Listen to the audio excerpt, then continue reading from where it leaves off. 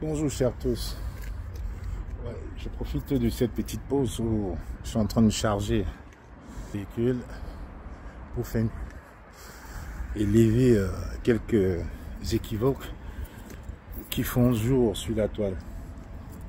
Alors, il y a quelque temps, notre frère, ami,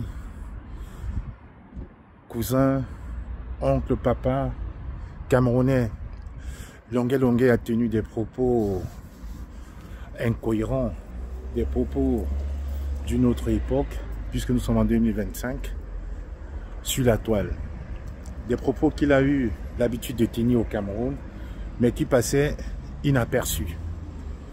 Malheureusement, il a tenu ses propos ici en diaspora. Vous savez très bien qu'il y a un très grand problème ici en diaspora. Et nous sommes quand même dans un pays de droit où certains propos sont condamnés. Et aussi où nous sommes en train de nous battre depuis des années pour le vivre ensemble, surtout ici en diaspora.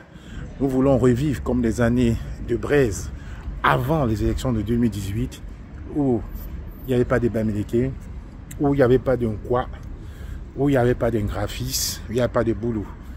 Donc, à l'époque, quand les frères Philippe Isaka, père son âme, mon regretté frère Philippe Isaka, organisaient des soirées, on y allait tous, dia dia, main dans la main, sans chercher à savoir qu'on soit Bassa, Bamileke, Aoussa ou Moundan.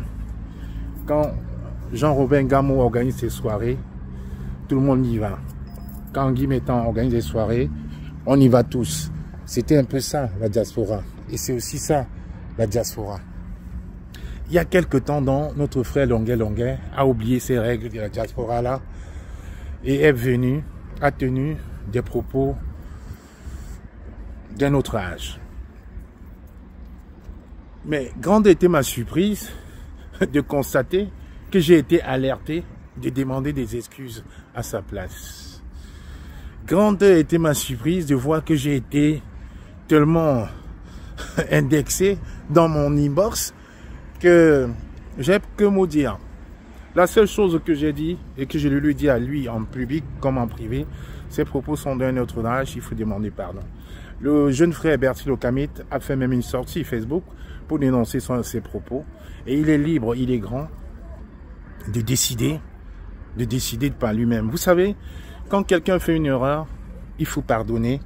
Et il ne faut pas lui mettre la pression. Il faut que cette erreur-là, que ce pardon demandé vienne de lui-même. Il ne faudrait pas que ce soit le fait de quelqu'un d'autre. Je pense qu'il a eu suffisamment de maturité de se rendre compte que ses propos étaient d'un autre âge. Il a demandé pardon et j'aimerais qu'on passe à autre chose aujourd'hui. Sans pression, sans l'influence de Kamois, de Bertie, de Justine ou de toute autre personne qui l'admire comme chanteur, comme chancelier. Donc le mal restera, mais comme on dit chez nous en français, une faute avouée et à moitié pardonnée. Donc j'aimerais qu'on pardonne Longuet, puisqu'il a demandé pardon, et qu'on avance, et que la diaspora reprenne ses lettres de noblesse. Maintenant, je pense que c'est un volet qui devrait être clos. Il a demandé pardon, on passe à autre chose. Il faut que les Camerounais qui ont décidé de s'amuser viennent s'amuser de façon sereine avec leurs chanteurs préférés, ou ceux qui ont décidé de ne pas y venir, n'y viennent pas. On ne doit pas pomper la toile avec encore ces diatribes-là qui ne servent à rien. Le Cameroun a besoin de beaucoup d'autres choses. Parce qu'il faut le dire, malgré tout ce qu'on peut dire, Dieu n'aime que les hommes imparfaits. Nous sommes des hommes parce que nous sommes imparfaits. Et nous avons l'obligation de nous soutenir. Nous avons l'obligation de nous tromper, de tomber, se relever et avancer. Si nous étions des hommes parfaits, nous serons des dieux. Mais nous ne sommes pas des dieux. Je tiens quand même aussi à rappeler à beaucoup de personnes que malgré les frasques de M. Lonkana Simon, alias Longuet, c'est une belle personne. C'est quelqu'un qui a toujours défendu les causes sociales au Cameroun. Il ne faut pas oublier toutes les personnes à qui il a tenu la main. Plus récemment encore, Prince Aimé qui a été mis sur la lumière par des Bordeaux de Kunta, par mon jeune frère Malors et par beaucoup d'autres personnes. Mais l'une des personnes qui l'a relevé au Cameroun, c'est Longuet Longuet. Il ne faut pas oublier ça. Il ne faut pas oublier qu'il a pris sous sa coupe un jeune chanteur anglophone, Ayi Ayo. Il a encore pris un jeune SDF qui a la mélanine saccagée qu'on appelait Fotso, à qui il a aidé à avoir un logement plus ou moins décent. Il a aidé beaucoup de personnes. N'oublions pas ça. N'effaçons pas ce que les choses font de positif et n'insistons pas forcément sur le négatif. Nous ne sommes personne pour juger des êtres humains comme nous. Parce que nous tous, nous faisons des erreurs. Nous tous, nous nous trompons. Donc, c'est de ça qu'il est question. Donc, aujourd'hui, crier, le mettre à la vindicte populaire, parce qu'on a des comptes à régler avec lui, ce n'est pas la meilleure solution. N'oublions pas que Longuet Longuet a subi un traumatisme violent, virulent au Cameroun. Il a subi un traumatisme. Malgré ce traumatisme, il a continué à chanter et à dénoncer ce système. Et je n'ai pas souvenance que Longuet Longuet a été invité au palais des Toudis pendant son séjour au Cameroun. J'ai vu hier par contre une grande artiste, Annie Anzoé, qui ne dénonce pas, qui est ici récemment en diaspora, qui a chanté avec Madame Chantal Biya. Et on laisse passer. J'ai aussi vu le père Elvis Kemayo pleurer, demander pardon pour avoir chanté à cette même soirée. Donc arrêtons le 2 poids 2 mesures. La diaspora ne peut pas être à géométrie variable où on supporte ses amis et on encense et on écrase, on humilie les autres. Non, ce n'est pas ça la diaspora. Ce n'est pas ça la diaspora. Quand on veut dénoncer, on dénonce tout. On a vu, on a dénoncé. Longuet Longuet a pris le temps de s'excuser sans la pression de quiconque. C'est venu de lui-même, il a fait. Je ne suis pas le papa de Longuet Longuet, je ne suis pas son enfant, il est libre de faire.